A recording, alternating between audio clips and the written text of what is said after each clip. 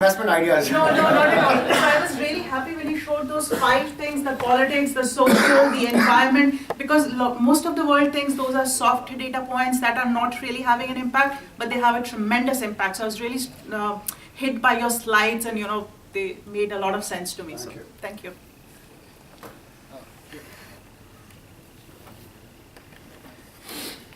Arun Kumar, I'm Ahmedabad batch of 2005.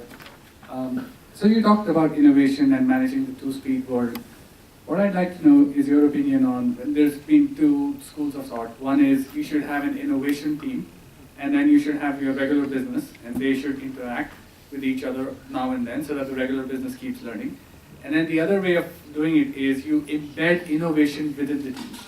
So as a leader of the largest organizations, what would your preference be if there is one, and if not, then I'd love to. So having propagated warm and fuzzy logic, and also at some level being a consultant, I would say all of the above.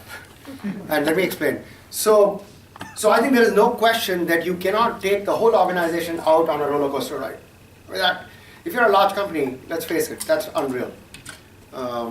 So you can't do that, and you shouldn't do that, because to the point Vivek was making, you still have to run a business. After all, your innovation money is going to come from profitability that is extracted out from the business that's already working well, which, by the way, is going to get disrupted. So let's not take our eye off that ball. It will get disrupted. But in the meanwhile, don't accelerate that disruption, except if you actually find an idea that will disrupt that business, you should actually accelerate the disruption yourself rather than someone else doing it, but that's a different thing. Don't take the organization on a roller coaster ride. Therefore, having it separate is good. However, it is extremely important to make sure that there is a core foundational culture of, being, I don't know how to describe it, but I should, because that's part of my job of talking to companies, is an organization culture that actually thrives on change. They're actually, even at the lowest levels, 100,000 people, all of them, and a lot of them are people working in factories and standardized things that are repeatable. When someone comes and says, we're going to completely change everything you're doing, and by the way, you don't know what to do, so I'm going to teach you, so for the next 2 months you're going to learn. They should say, wow, I love it. Rather than saying, oh my God. That's a cultural change. So I think that culture, embedding it into the organization, and then saying, when time is right, we'll tell you, but get ready, so you provide them some opportunities and learning, etc. I think it's important to do that. So it is a 2-speed world, but there has to be a couple of strands that connect up. Normally those strands tend to be, at least where I've seen it and in our organization, HR holds that strand very tightly.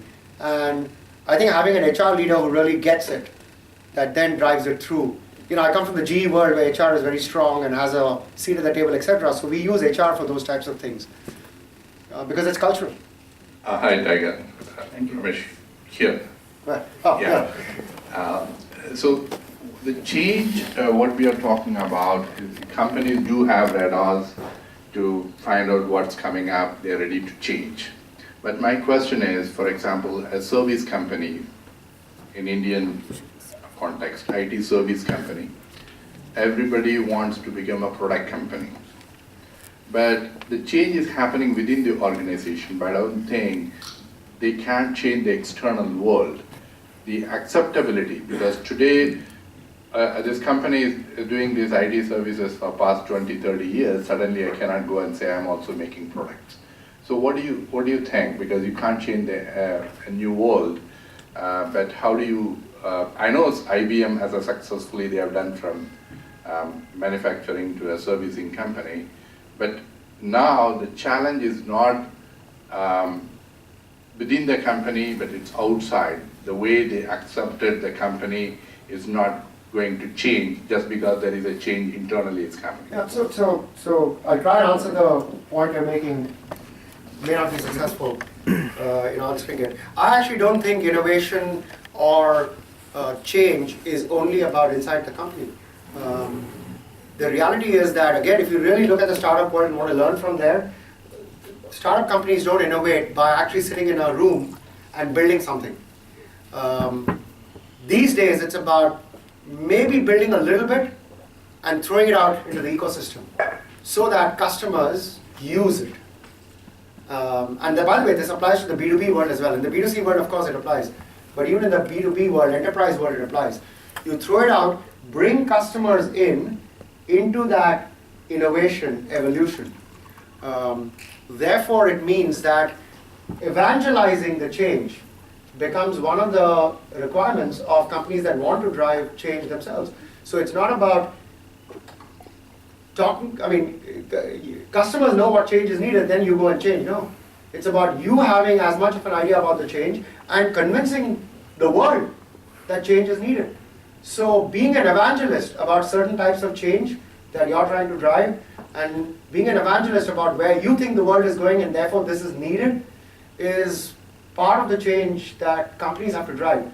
So in the context of the example you gave, if you're sitting in India trying to convert from a services company into a product company, if that's the change that that company wants, then I would make two arguments. It's not going to work unless you have the leadership of that company sitting with customers.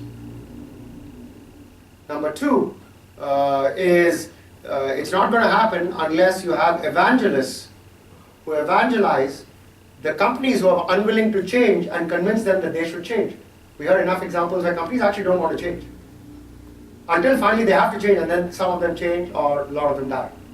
So I think the role that an organization that is changing in a services environment is they have to become the evangelists of that change for their customer and convince customers, who by the way, often far behind on that change curve.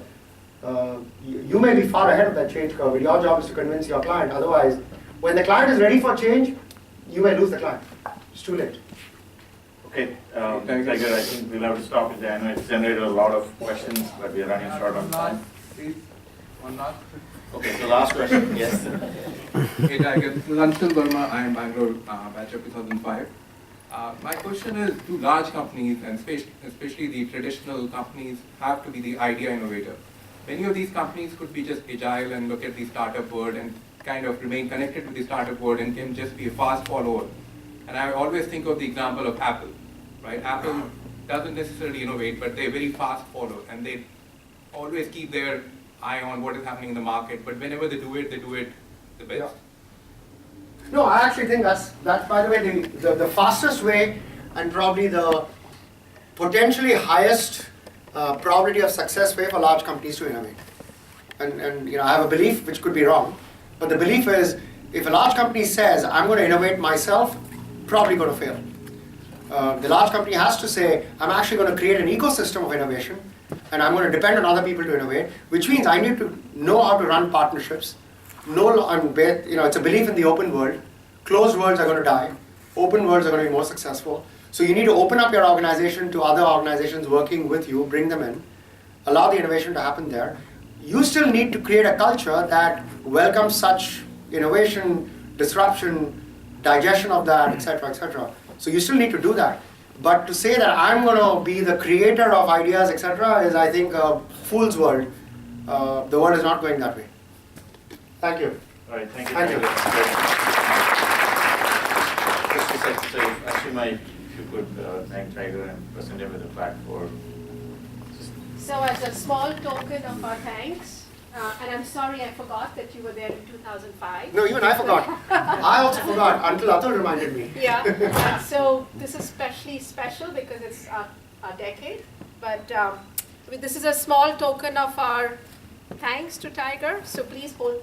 I know you're traveling, but somehow maybe either travel with it or put it in your office. No. I'll put it in my office. Thank you very much. Thank you, thank you so much.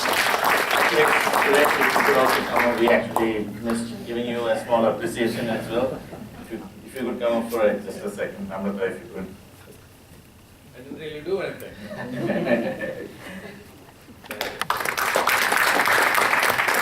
All right, so I think we are going to take a break now, right? But we are running behind, so we're just going to take a 5-minute break. Hopefully you can all come back because we do really have to keep to the time.